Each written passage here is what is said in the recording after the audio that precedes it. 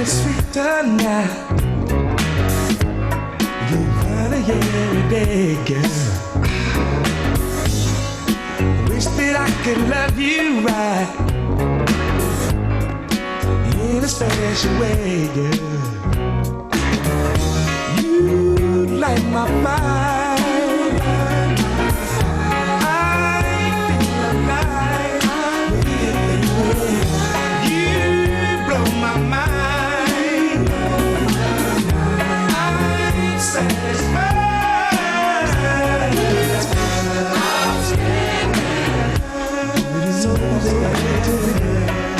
Girl, you got me up. Excited. I'm so excited. You make me wanna shout. Gee, I feel so lucky now to have you all along, girl.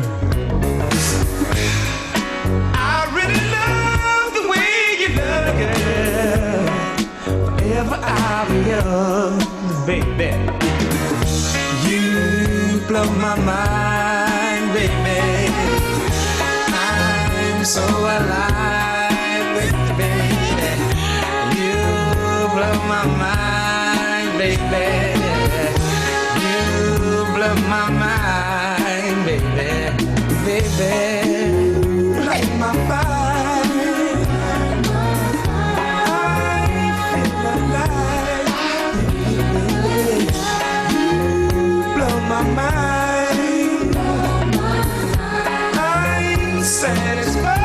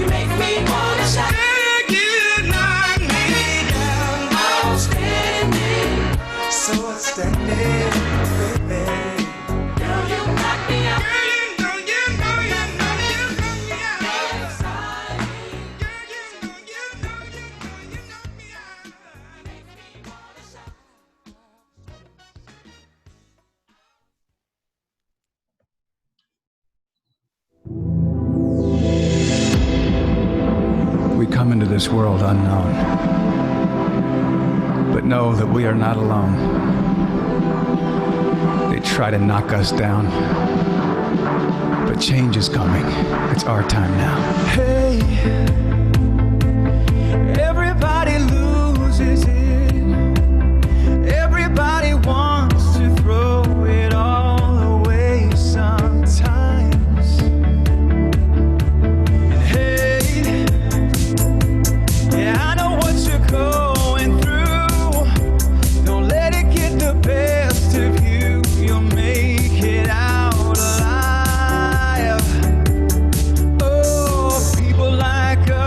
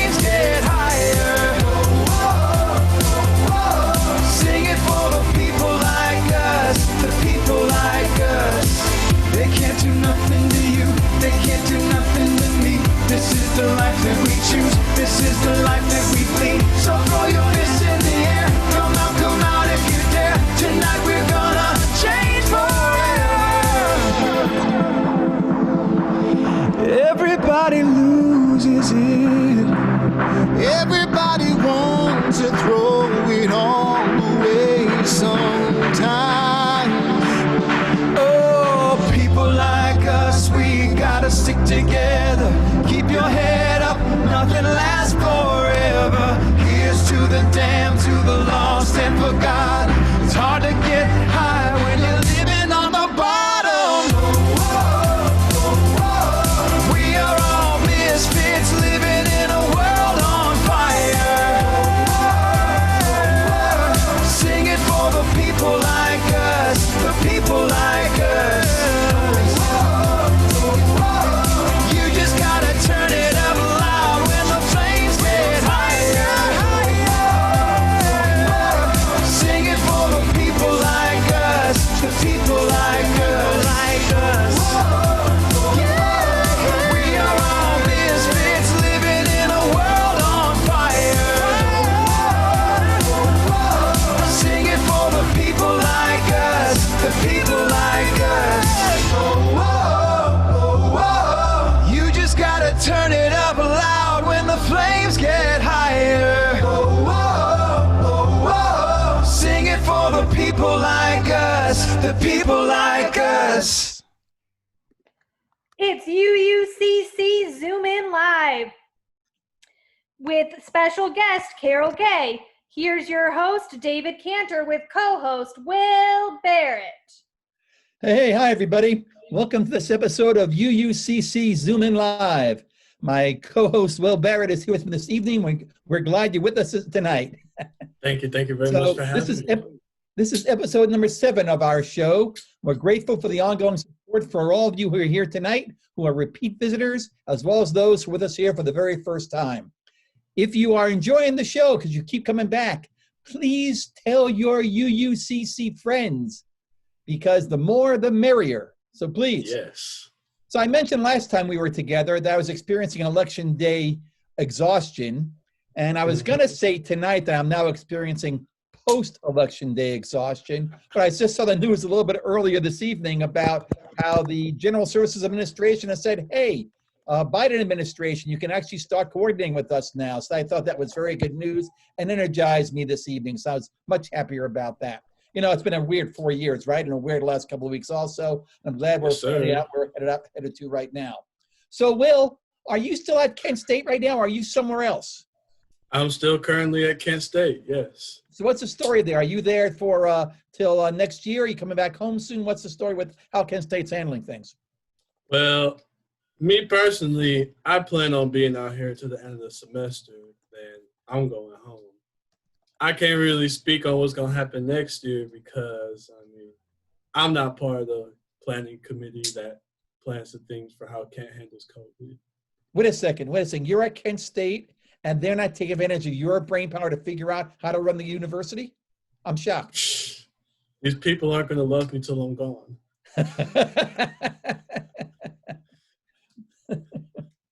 So what are you doing for Thanksgiving? Me and my significant other are going up to my family's house for Thanksgiving. Oh, so you're going to come a little bit north to hang out with us for a little bit. Yeah, just for a little bit, you know. That's great. Well, everybody, you know that we have Will and Jenna Bradbourne, who's not with us this evening, as our two co-hosts, designed to basically give us a different perspective on things and some different spin on what we do from a music standpoint and how we intersect with our guests.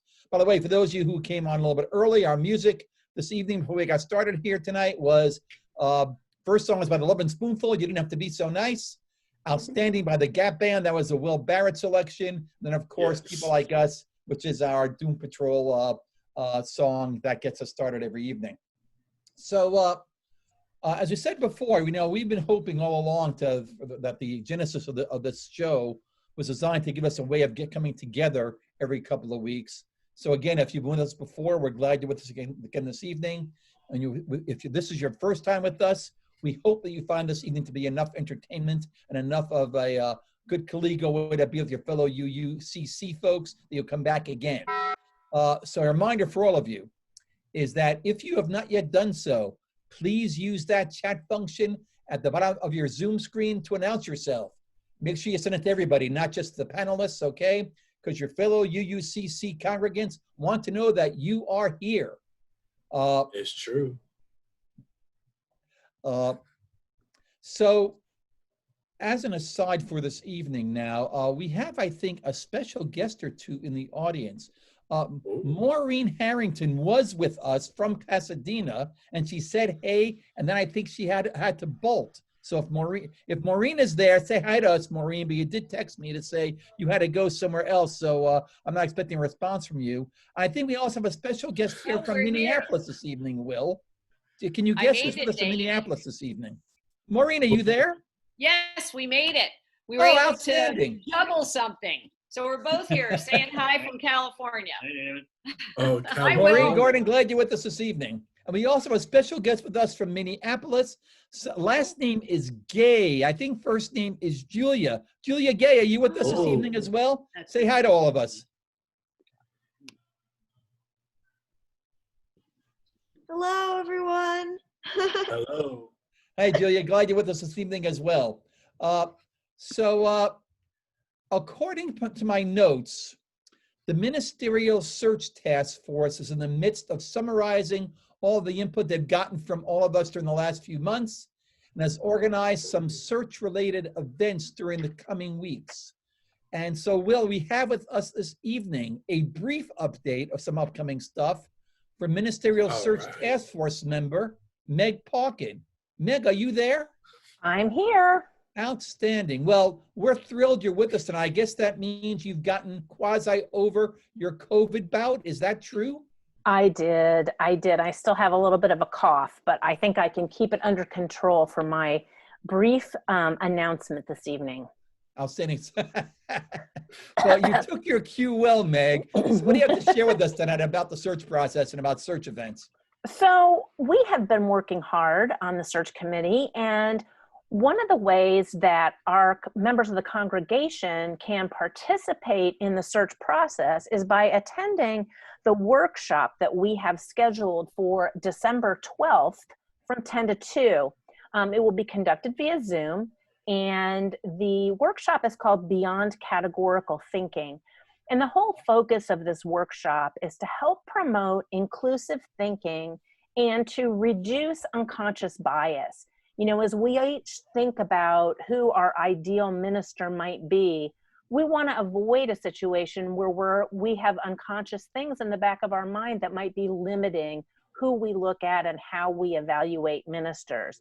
It also, in addition to helping us grow individually, really sends a message to the prospective ministers that we're serious about inclusivity and reducing bias. And those are things our congregation has been working on in other ways as well. So this dovetails nicely with that.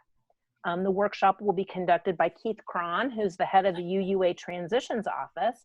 And it's a very interactive workshop. And I'm really looking forward to seeing everybody there. Outstanding. So Meg, would you mind putting into the chat function the details again about date and time so people know how to find the thing and put it on their calendars? We'd appreciate I absolutely will do that. And you can find a link to register in the weekly blasts that come out from the congregation. So make sure those aren't going to your spam folder and you can sign up then. Outstanding. Meg, thanks so much for your time this evening. So glad to hear you're feeling so much better. You controlled your cough magnificently during these last 2 minutes now. So now you can go back on mute and hack your brains off. Thanks. Lord have mercy. So, you know, just so you guys all know, you know, we do have guests show up to our show from time to time, aside from people like Maureen and Gordon and Julia Gay this evening. We have people who are searching for a congregation who show up from time to time, given that all we have right now is our Sunday service is not live right now. So people are looking into that window into who we are. So I'm encouraging you all to misbehave as much as you normally do so that people get a true impression of us, okay?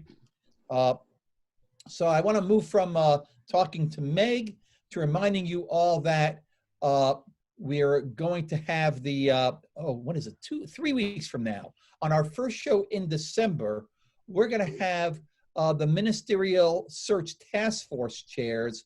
That's Lori Albright and Mike Miller will be our special guests that evening to discuss the search process, what have you. We'll remind you about that a little bit more a little later in the show. Moving on right now, though, you know that every show we have the Jack Ullman Comedy Moment. Jack, of course, being one of our longtime members, who is the master of the punny joke. So, Jack, glad you're with us this evening. What do you have for us tonight?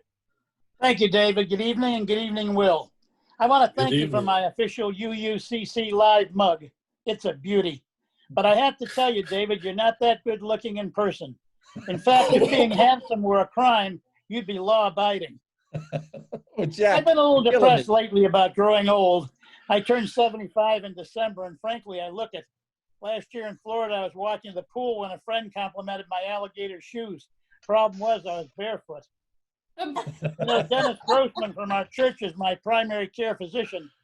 My skin is so thin now, whenever he wants an x-ray, he just holds a light bulb behind me. But that's not as bad as my 80-year-old buddy Mike. Last night, his wife said to him, "What do you say we run upstairs and have sex?" He replied, "Make up your mind, I can't do both." Well, finally, I heard about an American tourist visiting Jerusalem. He asked someone on the street, "How long will it take me to walk to the Wailing Wall?" The fellow stares at him but does not respond. Again, he asks, "Sir, how long will it take me to walk to the Wailing Wall?" Again, the man stares but does not answer. So he starts to hike. 21 minutes, he hears. He turns to the stranger and says, "Thanks, but why didn't you answer me when I asked?" He replied, "I didn't know how fast you walked." Well, that's it for Jack's jokes in these trying times. Laughter is medicine. Back to you, Thanks, David, Jack. Will. Hey, Jack, have a great Thanksgiving. Glad you're with us tonight. Thank you. Keep filming, everybody. So let's now move Hey. on to our special guest tonight.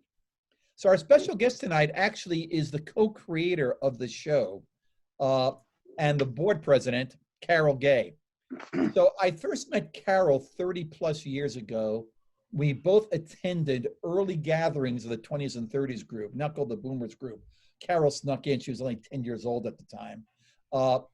Her life's journey has taken her around the world, heavily engaged her in the world of politics, and she's been a pillar member of both First UU for many years, and now, of course, board president of UUCC.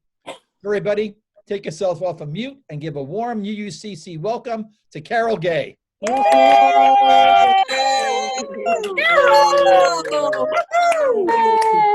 Buenos Carol, dias. once again, you've now set the mark. Of course, every panelist, to every guest who comes on the show, it's a far larger set of applause than I do. And one of these days, I guess my thick skin will feel a little bit about that.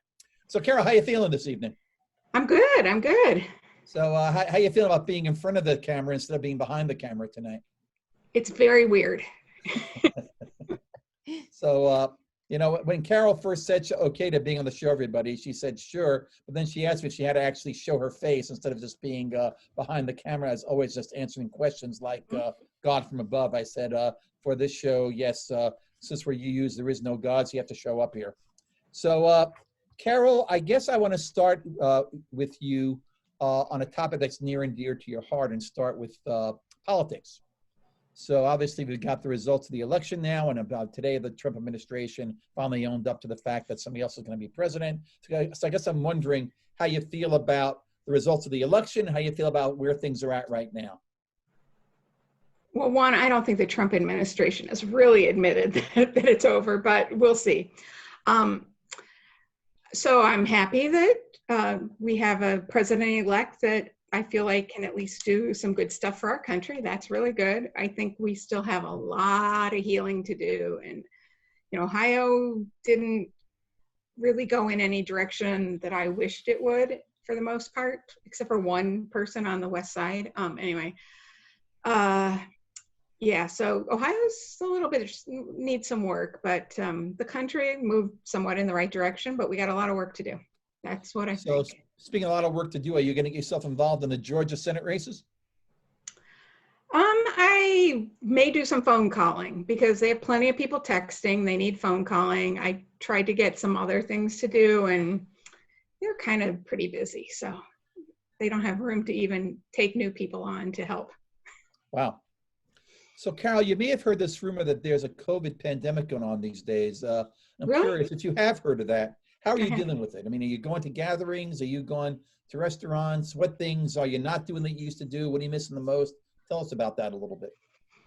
Yeah, I'm pretty much hardly leaving my house. I am not going to restaurants, have not gone to a restaurant since March. I have picked food up in like the pickup stuff, but I have not gone in and eaten in a restaurant. And at this point, I'm pretty much like just trying to avoid all humans because I feel like they're all a problem right now. Like you have no idea who's contaminated. So I was exposed to COVID a couple weeks ago, or at least had a chance of being exposed. So I spent 2 weeks of like really absolutely trying not to interact with people. So that ended. I'm happy about that. I'm just not doing much of anything besides hanging around home. What do I miss? I miss seeing human beings and being able to touch human beings, like at least like pat on the arm or a hug or something pretty simple. It's just people. That's what I miss. Mm-hmm. Well, you had a question for Carol.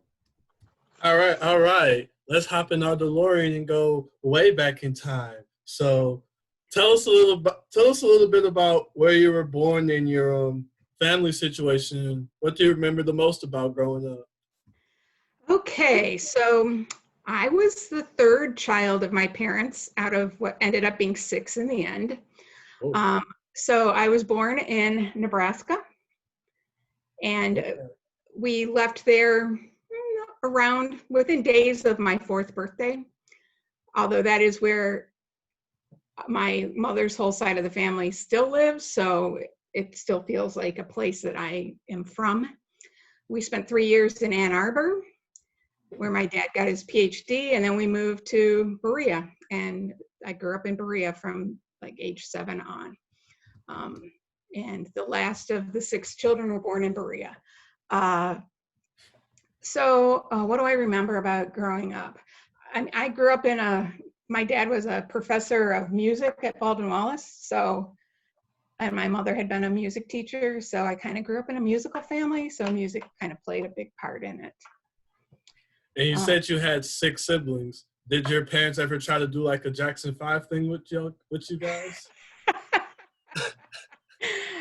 They didn't try and do the Jackson 5 thing, but yes, we did do some musical shows. Osmond family, Will. Osmond family. Yeah. Because we were doing shows before the Jackson 5 or before the Osmonds. Yeah, no, my grandparents lived, one set in Nebraska, one set in Colorado. And so when we would go visit, my dad would put together a musical variety show of the children.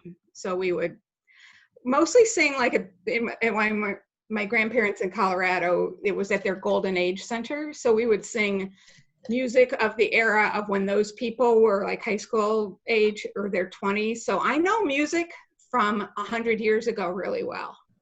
Lots of the pop music from like 1918, 1920. Yeah, I know a lot of that.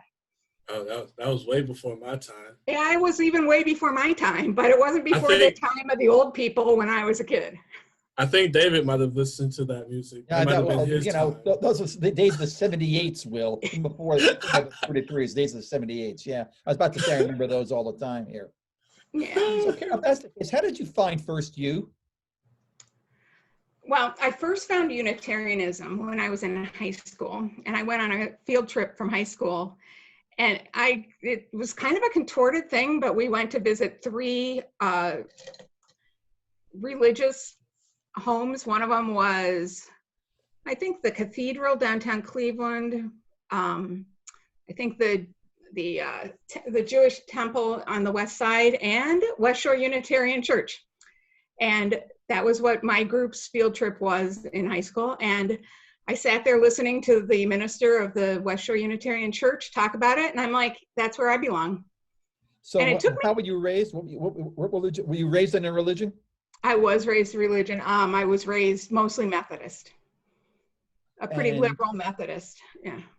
And so how did your family feel when you started saying, oh, maybe there's someplace else I might want to go to? Oh, it took me like 15 years to get to a Unitarian church. I discovered it. I knew that's where I belonged, but who really does church in their 20s? Come on. It's just not something that people do in their 20s. I mean, I did a few things. I still like the people at the church I grew up in, but I knew it wasn't the place that was like a spiritual home for me.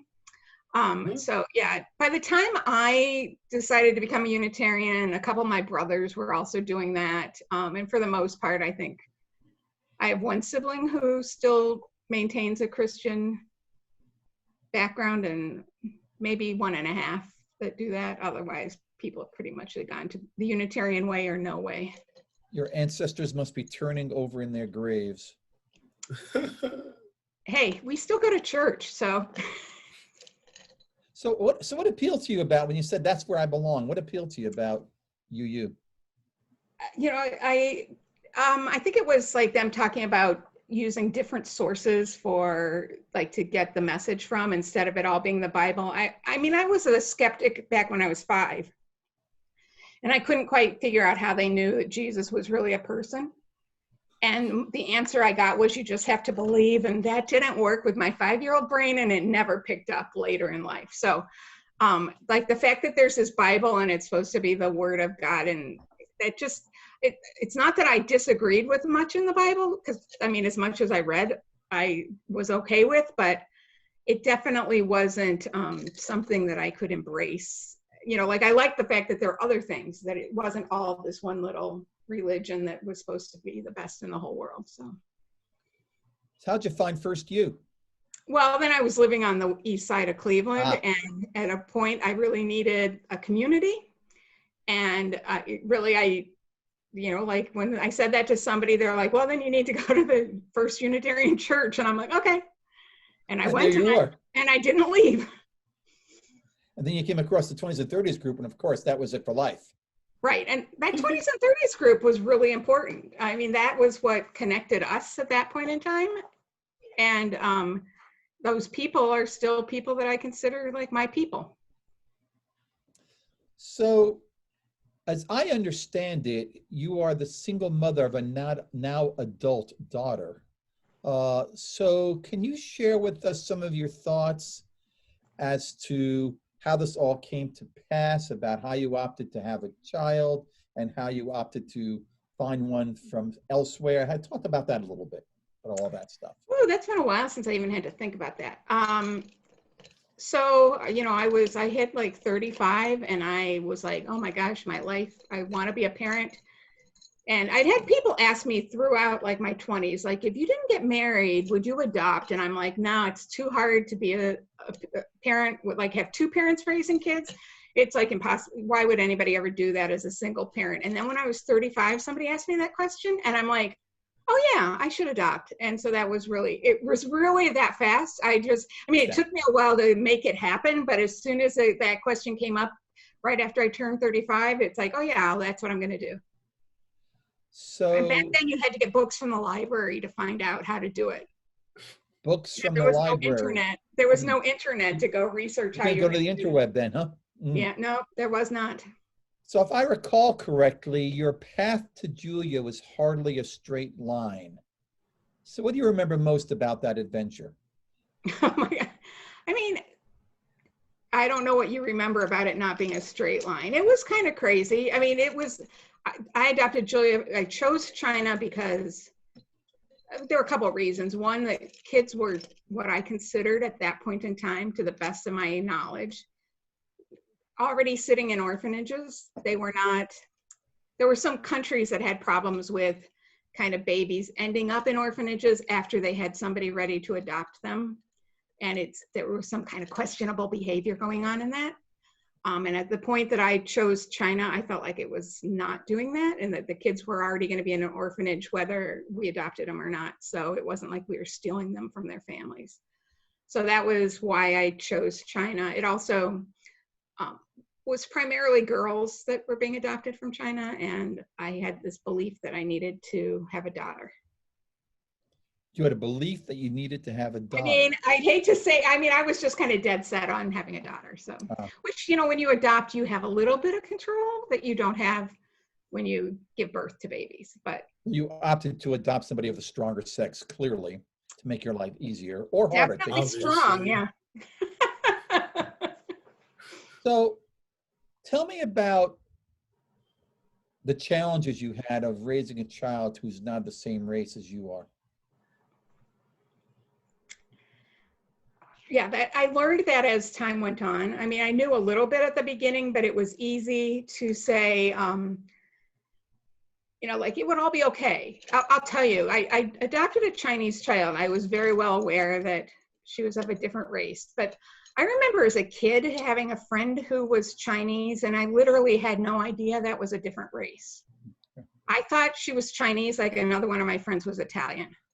Like I just really had no idea that there were these lines, which are kind of fake anyway, but I didn't even realize it then. But by the time I adopted, I knew she was a different race. And there were lots of, I raised Julia in Cleveland Heights and in the Cleveland Heights schools, which is really, the race in Cleveland Heights is a black-white thing. There's very little Asian in that. So it made it a little bit challenging, but I don't know, what did I do? We'll have to get Julia to answer this because she probably remembers better than I do. But It's not a family therapy session. Sorry, we're not going there tonight. We're not gonna do that. Sorry, Julia. That's not tonight's program. No, I just tried to provide her with some exposure to Chinese culture. She danced with Chinese dance for like 11 years. So that was really where she got a lot of that. I think that was good. I was always in the environment where I was the only person who did not speak Chinese. As a parent, it was very interesting. Will, you something else you wanted to ask Carol? Yes. So we know here at UUCC, you have a lot of connections with everyone here.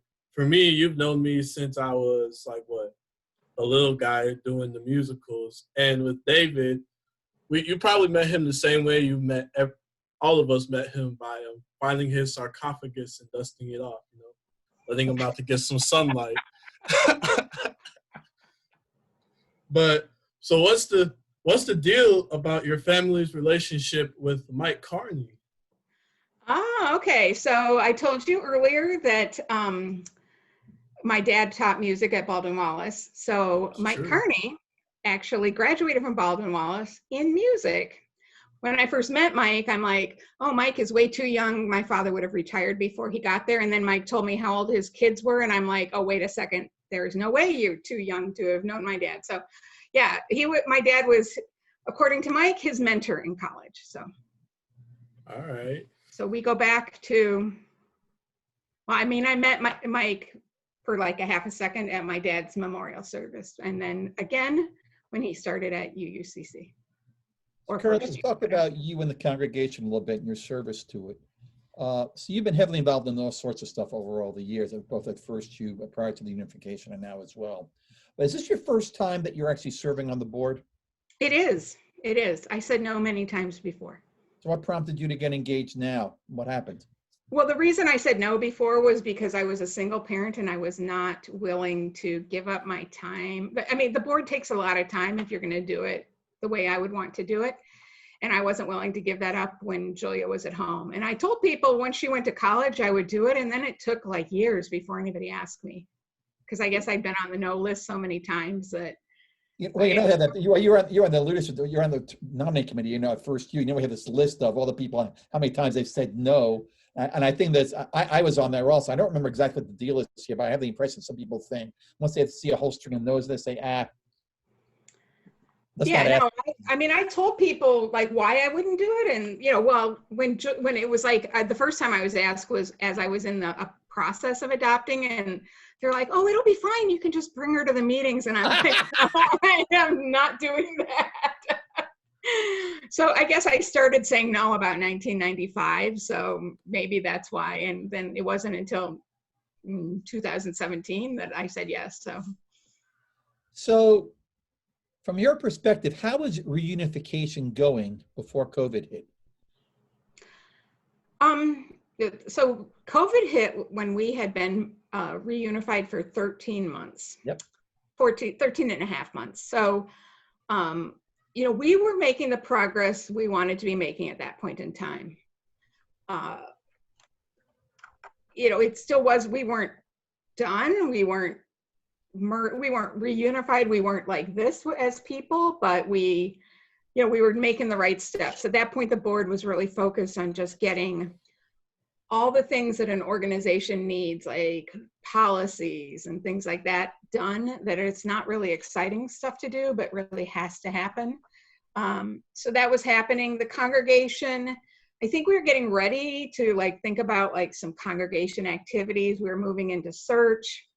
You know, at the point COVID hit, we were just had launched the most trusted person survey, which was ages ago now that you think about all the steps that have gone through. So how's it going now? I mean, the reunification piece, I mean, I think we're continuing to make progress. During COVID, we have approved a strategic plan, the congregation did. So the strategic planning committee that met last year and came up with that. We have it approved. The board is working towards implementing the pieces of that. It's not, I mean, there's, you know, we have 3 parts of our mission, but there's like strategic goals and stuff like that, you know, are going to be adjusted some, just because sometimes what you know one year kind of changes for the next one. I mean, but it's hard because we don't have people together, and we don't have people who have a long history together, a lot of them. So it's hard to really get people involved, and some people don't like to come to Zoom meetings. I mean, I think they're wonderful, but So what are you most concerned about going forward? I'm concerned. I mean, I'll tell you, I served, part of my board thing last year was to be on leadership development, and that was a committee that had to ask tons of people to do things for the congregation during early COVID. So we asked everybody who was on the search committee ballot, everybody who joined the board, and everybody for leadership development. So we had about 20 people we asked to, you know, take on a leadership role this year. And I think we had 19 or maybe 18 of them say yes. So wow. I can't remember the exact numbers, but it was like everybody said yes. It was just like, wow. And like one of the people who didn't say yes was like, I have a brand new job, I can't do it this year. Like, you know, but so it was like, that was exciting. But I am a little, you know, just because we're not together and it's, you know, COVID is like way worse right now, it's hard to think about, you know, how we keep people engaged. And that is an ongoing struggle, because there's some people who don't show up. I mean, as wonderful as this show is, there's still a lot of people not here. A lot of people are here, but better than half the congregation is not here. So that's my biggest concern, is just how do we have people ready to come back when we come back? Because we're going to be a different congregation at that point in time, just because we've, you know, the people who have stayed engaged have continued to grow as part of the congregation, and the people who just are waiting until we're in person again are going to come back to something different than what they left. So what do you think we're going to look like when we come back? What are the opportunities we've got to evolve as we come back to whatever a new normal is going to look like? Wow. I mean, I think part of what we are doing now is, I mean, I think people are getting to know people that they didn't know before, like in some of the showing up at coffee hours and coffee chats and whatever, all the different things that we have. You know, by the time we're actually full in person, we may have a new minister. That, you know, we may have gone through the calling a minister process. That would be my hope. I mean, we may not, congregations don't always find somebody on their first pass of search, but you know, we'll definitely have somebody different in the pulpit, because Reverend Joe is leaving at the end of June. But you know, that it will look different in that regard. I think we'll all, I mean, just surviving COVID, all of us, I think we'll all have a little bit different perspective on what's important too. So hopefully that'll be good. Well, something else you want to ask Carol? Yes. So is being the board president a 24/7 job? And how do you draw the boundaries so you get some time that's not the church, some you time? So it's not entirely 24/7, but it can happen anytime in that 24/7. Right. So I may not be on all the time, but I could always be called at any point in time. I mean, generally not, but there are emergencies that happen that as board president, I mean, people call you when certain things happen. So sometimes I just turn my computer off and I don't look at it for a day. So it's like people email me. I'm having to teach people to text me if something's really important and they don't hear back from me. Like if you text me or email me at 7:30 at night and I haven't responded by 7:30 the next morning, one, that's pretty normal, but two, like if you really need an answer by then, you better text me because my email is the biggest mess it's ever been. I just cannot get my hands around it. I mean, to be fair, most people in the congregation grew up on rotary phones, so they probably don't know the first thing about tech. Hey, you know, you can insult me as much as you'd like. Let's not be that rude to our fellow congregants here, Will, just because you're 2 years old here, man. Let's knock that off. So, Carol, got a couple last questions for you before we go to break. So, first of all, come into the congregational year. What will you be looking for to assess how well we're doing? In other words, what success look like for us in June of 2021? I think that we will still have people showing up to things. That is probably the number one thing, showing up to things like this, showing up to, you know, once we get to warm weather again, even if we can't meet in person, we can meet in person, you know, distance, even if we can't be in the sanctuary. I think still having people engaged. I think having had a stewardship campaign that once again has to run virtually, if that's been relatively successful, that'll be a good, you know, people are still engaged. That's my biggest thing is, do we have anything that shows people are still engaged? And finally, last question for you before we go to break. It's a standard last question. You know what it is. I do. If you could have one superpower, Carol, what would it be? Okay, I thought about this. I would be the fly on the wall. It's a very selfish answer. Not the fly in Mike Pence's hair, but the fly on the wall. But I just like to hear how people process things and like just how humans interact with each other. And sometimes I just really would like to know how decisions got made, or, you know, what kind of conversation got people from A to B. And that it's selfish because it's for me to learn how to be better at those things. But that's what I would be. Thanks, Carol. Yes. Okay, again, we're going to take a brief break right now to get your questions for Carol organized. If you have a question to ask, please use the question and answer button at the bottom of your Zoom screen. Do not use the chat function. We don't look at that. So we'll get things organized for you over the next couple of minutes, and we'll have you ask your questions to Carol when we return. But first, our mid-show music break with the song Peace Train by Yusuf, who is the artist formerly known as Cat Stevens. See you in a few.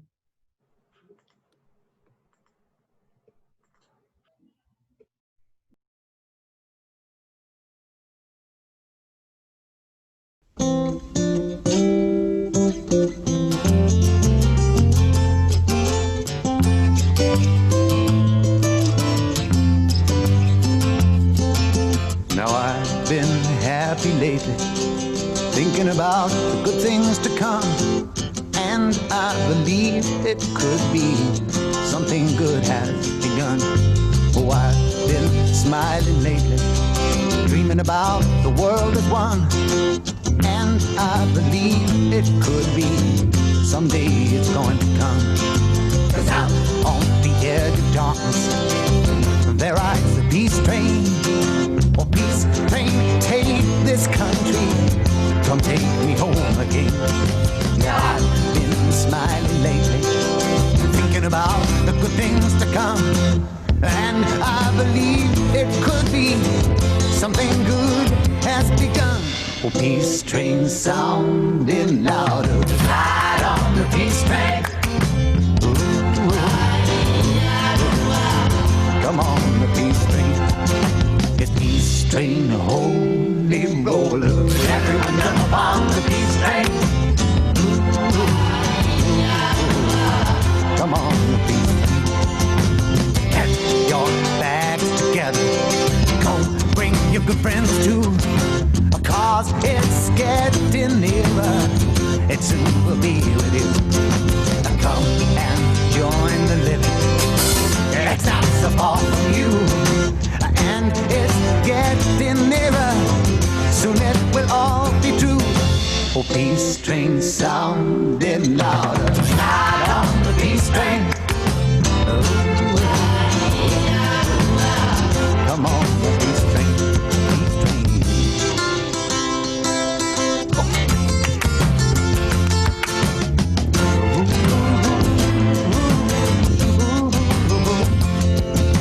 Now I've been crying lately, thinking about the world as it is. Why must we go on hating? Why can't we live in bliss? 'Cause I'm on the edge of darkness. There rides a peace train. Oh, peace train, take this country. Come take me home again. Oh, peace train sounding louder. Ride on the peace train. Come on, the peace train. It's peace train, holy roller. Everyone jump on the peace train. Ooh. Come on, come on. Yes, come on, peace train. Hey, yes, it's the peace train.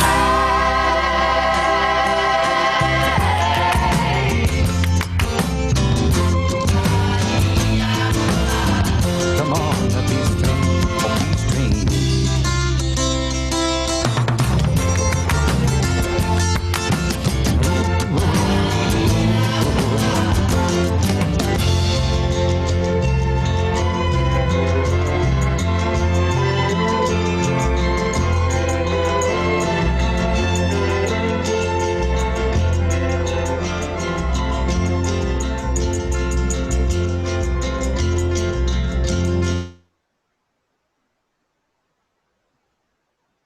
And we're back. So, after Carol mentioned before about having music from the 19 teens and 20s, I had to go back and check how old this Cat Stevens song was. It was actually from a top 10 hit for Cat Stevens, his first one in the US. This was in November of 1971. So, yep, it's just short of 50 years ago, not 100 when I was first born. Got you on that one, Will, before you got me on that one. So, Carol, you ready for some questions from the audience? I am. Okay, so our first question, boy, it's just quick on the gun. Our first question is from Mary Ellen McNulty. Mary Ellen wants to know, this is not nepotism, it's the first question I've got here. So Hi. Carol, question from Mary Ellen. Mary Ellen, you're on with Carol. Hey, Carol, how are Hi, you? Mary Ellen. Yeah, I typed it early because I had the question when they were talking to you about political issues. So I'm debating. Do I take my Biden sign down now? Do I leave it up until the Electoral College votes? What do you think? Because it's still up in my yard. I hear you. I'm really old school when it comes to that stuff. I went out on Wednesday morning, the 4th of November, and took both my Biden and my school levy sign out of my yard. No. Because the election's over, No. and all it is like, to me, it's like, now it's time to try and work together. So I take it down, but boy, I'll tell you, I see cars driving around that have like a Obama Biden sign sticker on them, and I'm still like, oh, cool. I would like that person. And so I see not doing it, but I just feel like I take them down. Okay. That's me. Okay. I am not in the majority anymore, I don't think, though. Well, here's the problem. I'm in an area where Biden was not necessarily the #1 choice. So Yep. I'm wondering, okay, I hear you. I mean, that's me. You can do whatever you want. I know. Next question from Melissa Vandergriff. Melissa, you're on with Carol. Hi, Carol. Melissa. My question for you is, thinking back, it could be at UUCC or somewhere else, but like, what's a favorite choir performance you've had? Where back when we could sing with other people. I mean, at UUCC, or the predecessor First U, I always liked whatever we did at Christmas time, when it was just, or in December when it was just a whole service of music. that was one of my favorites. I'll tell you though, one of the first services I ever came to at First U, so this was 30 some years ago, and there was an interim minister, and she did a whole service on Star King's wife. It was like a biography, like as if that woman was writing letters. I think it was all fiction, and the choir worked with her, and that was one of the I wasn't part of the choir then, but that was a really cool thing. And I have a piece of music from high school that I still like go back to in my head as one of the pieces of music that we got, and it was like seemed impossible that anybody could ever sing this piece when we heard it on a record at that point in time. And like the fact that we pulled that off and like took it to state competition and did well in it was like still one of the things that is like a great learning experience for me. We called it the Bird Song, and I cannot remember the title in French. Oh, I wonder if I know. I'm going to write it in the chat. I would recognize it, but I can't remember exactly how to say it. I'm going to write it in the chat. Thank you for answering. Okay.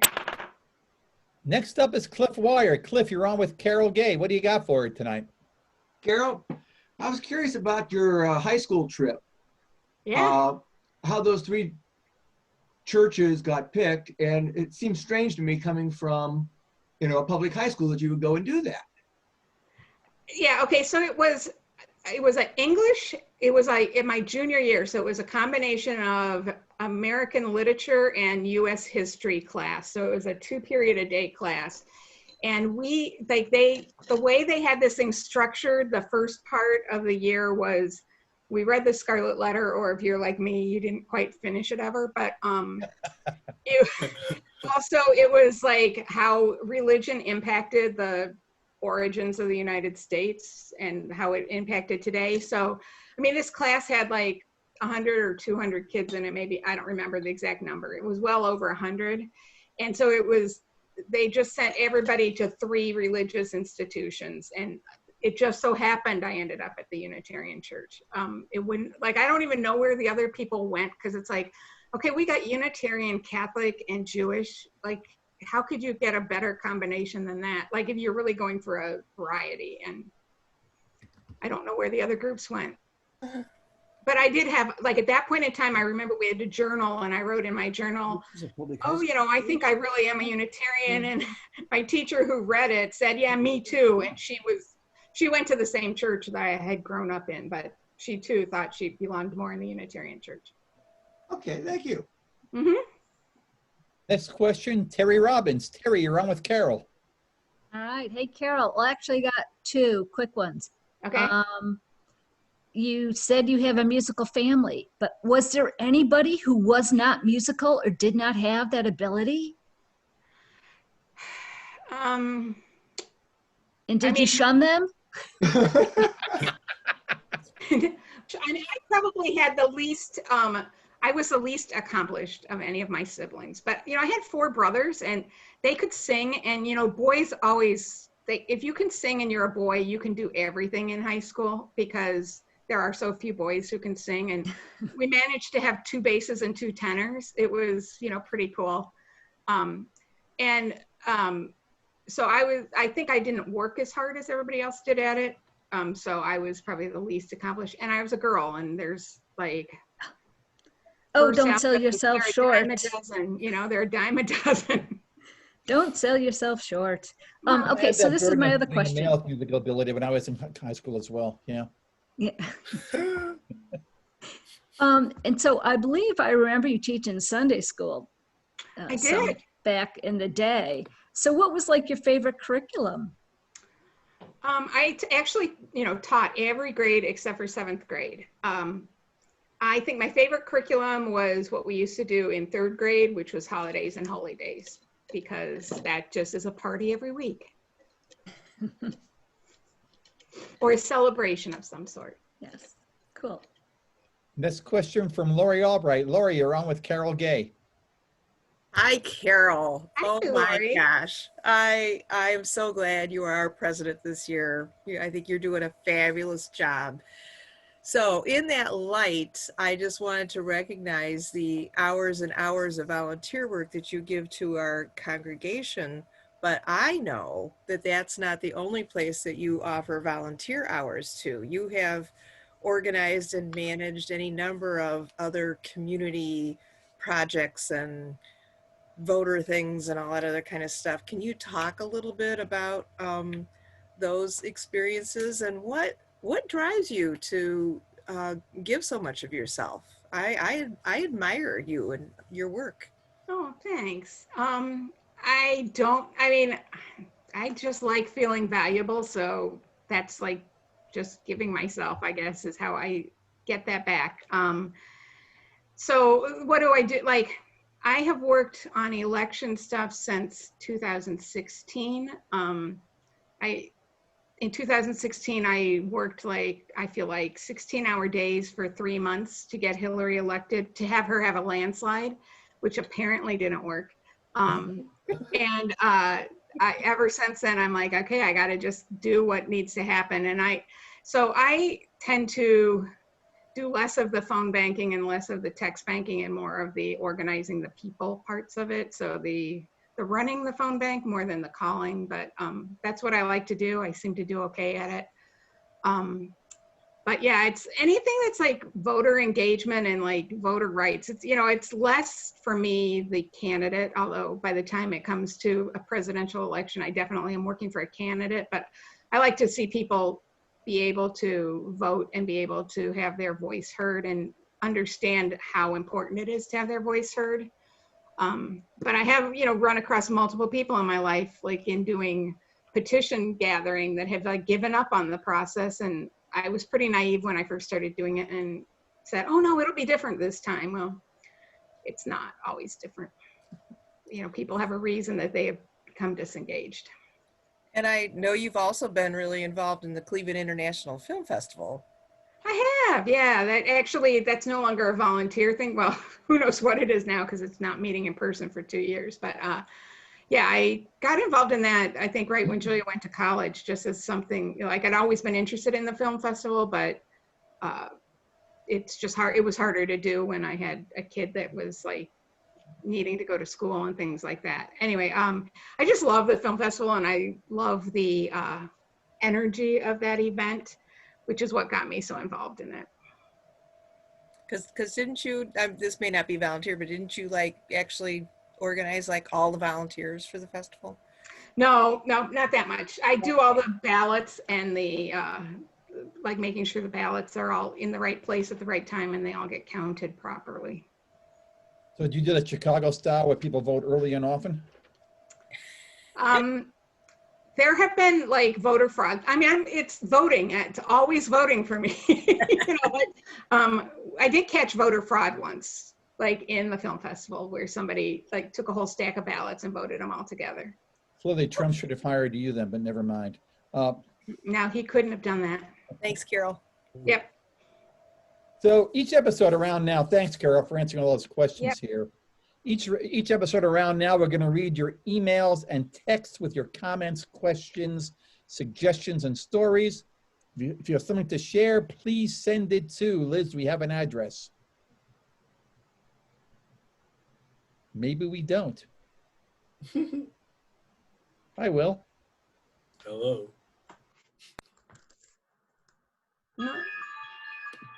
We still don't. Yep. You didn't share the right You've thing. seen my script now, everybody.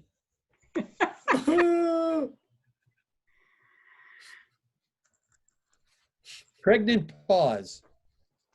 Yes, I'm sharing. You're not sharing the right screen. Oh, crap. Well, let's try that again. It'd be like that sometimes, you know?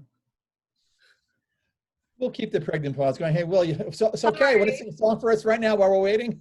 No, I don't. Now am I sharing the right screen? Now you got the right one. There you go.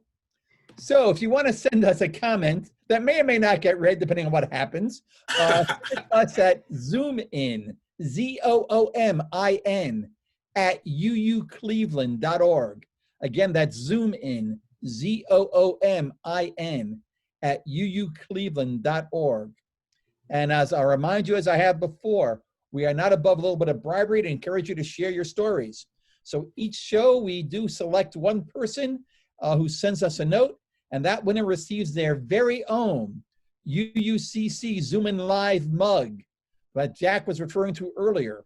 And as a reminder, liquid is not included for the mug. Hey, Will, you got your mug there with you? Nah, still in Cleveland. Still in Cleveland. Carol's got her mug Yes. up there. Thanks, Carol. So we asked you last time in our notes after the meeting about your responses to COVID's biggest impact on you. So here's a few comments that you guys gave us. One from Joanne Orr. Thanks for doing this show, Dave. The Eric interview was great. I have not yet met my newest great-granddaughter, Mackenzie. Her first birthday is November 24th. I guess that's tomorrow. Happy first birthday, Mackenzie. She lives in Abington, Maryland. From Paul Ernsberger. What's he missed the most? Performing with the choir and rehearsing with Mike and the gang. And from Del Salza. What I miss most due to COVID is seeing our grandchildren. Kind of, there's a theme here. We're missing birthdays, holidays, and so much more with them. One of our granddaughters was to receive an award as the winner of the GeoBee. It's like a spelling bee, but for geography. At her school, but the event was canceled. Our oldest daughter moved with her 3 children from Texas back to DC, and we couldn't help her. Those 3 grandkids are doing school at home and hating it. Our daughter is struggling to help all 3 of them at once, and we can't help her. I'm yearning to hug every one of our 2 daughters, 4 granddaughters, and 1 grandson. A partridge in a pear tree. It's starting to feel like all the grandkids we married before we get to do that. I also miss working with people in person on committees, the activity around the church building, and hugging my friends. Well, Del, I tell you what, I missed that hug from you too. And finally, from Bonnie Casey. David, your interview with Erica was fantastic. I really didn't mind initially to stay at home because there's always stuff to do, and I am more introverted. Now I am back to volunteering, and I've always met others via Zoom. Long call, but better to be cautious. Thank you all for your comments, and everybody, really, you send me the good stuff. I will share it online with folks, and trust me, from the other comments I get, people do like hearing what you've got to say. So please don't feel hesitant about sharing, okay? Thanks. So Carol, thanks for, oh, by the way, Del Salza gets this week's mug. So Del, someday soon, the mug elf will visit your home and drop off a mug for you. So Carol, thank you so much for being here with us tonight. We're running out of show here. Thank you, David. Oh, you're welcome, Del. Carol, thanks for sharing your journey, your perspective and insights with us. Will, remind folks again about our next show, please. Yes. So as David mentioned earlier, December 14th, the next Monday, the second Monday in December, with special guests, Lori Albright and Mike Miller, co-chairs of the Ministerial Search Task Force. And fortunately enough for you guys, you won't have to deal with David alone, because I will be co-hosting that same show to keep David in line, you know? It's a dirty job, but someone has to do it. Besides Mary Ellen and Liz, of course. Thanks, Will. Hey, No gang, problem. let's give a major league round of applause to Liz Kantor, our producer. As I say each show, stuff. Things actually happen. So thank you, Liz. Yeah. And we're wrapping up now, but if you'd like to catch up with your fellow congregants, there's a link to in the chat function to a UUCC Zoom room. No hosts, no guests, just a chance to chat with your fellow UUs. We look forward to seeing you in 3 weeks for the next edition of UUCC Zoom-in Live. We're going to leave you tonight with one of my favorite songs by the group called America. This one's a little bit newer. It's from 1982. Song is You Can Do Magic. I'm dedicating this one to Joe Biden in the hopes that he can do magic. Will and Carol, say goodnight to everybody. Good night, everybody. Good night, everybody. Good night. Good night. Good night. Good night. Thank you. Thank you.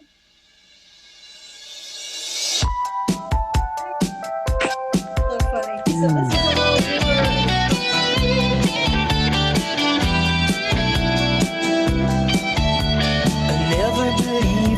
Things that I couldn't see. I said if I can't feel it, then how could it be?